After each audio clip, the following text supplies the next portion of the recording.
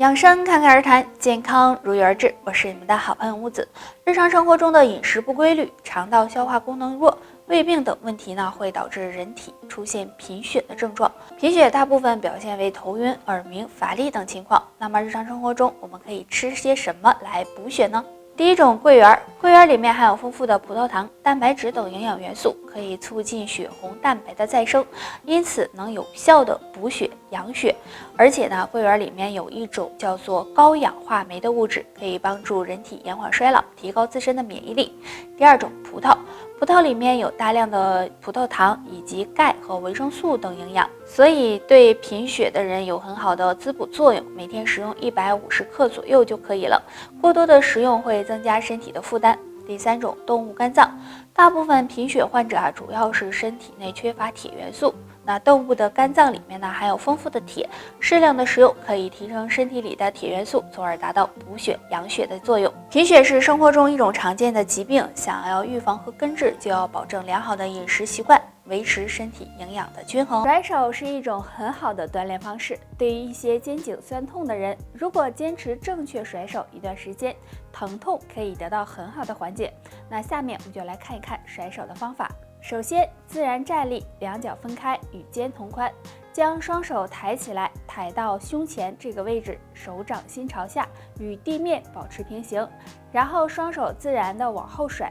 甩的时候，全身保持放松，甩到自己感觉到舒服的位置。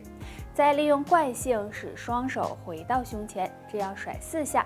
等到第5下的时候，手往后甩时，双腿微微弯曲，这样一弯一直的甩2次，每次甩5分钟。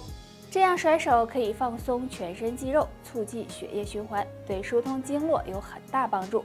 如果经常感觉肩膀酸痛，就可以这样甩一甩手，能够帮助活动筋骨，对身体健康有益哦。脑溢血又称为脑出血，是一种很危险的疾病，很多男性过了40岁也要好好的预防脑出血的发生，尤其是在喝完酒之后，尽量不要做2件事。第一件事，酒后情绪波动大。由于平时压力比较大，很多男性喝完酒之后会出现情绪波动大的情况。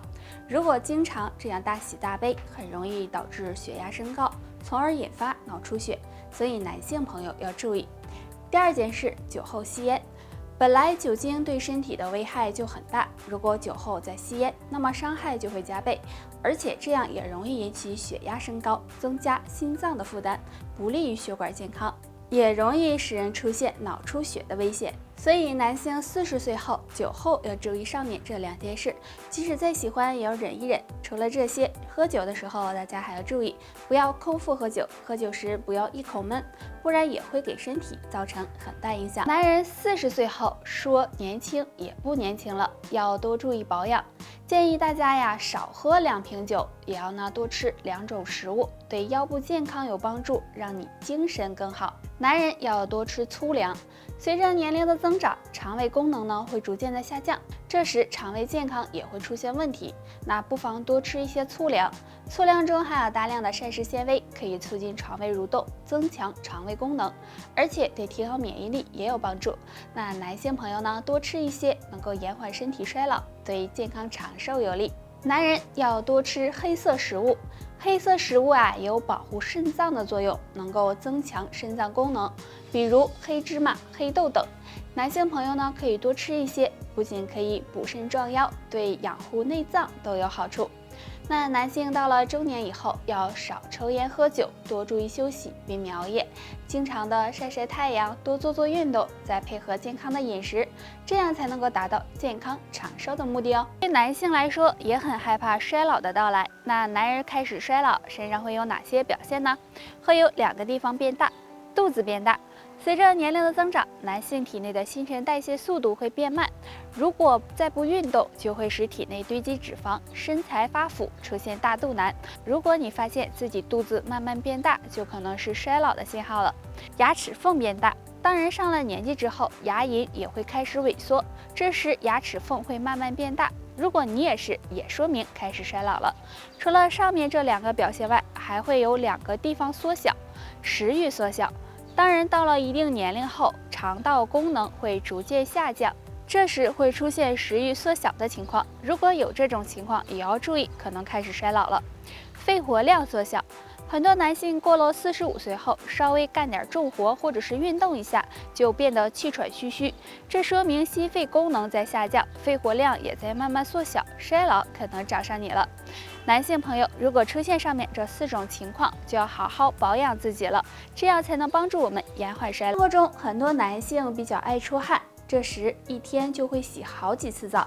虽然爱干净是好事，但是身上有2个地方脏一点反而更健康，不用刻意的清洗。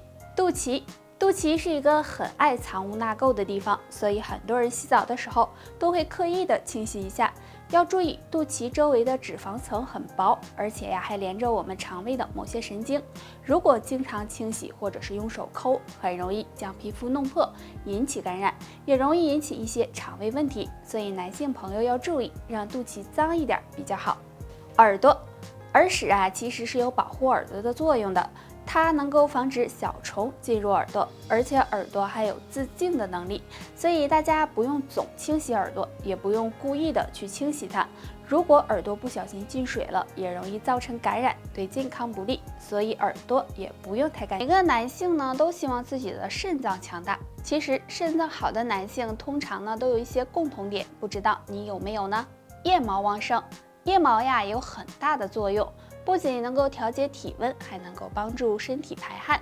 而且男性朋友腋毛旺盛，这是体内雄激素旺盛的一种表现，说明肾气比较充足，所以呢，不要再乱剪掉了。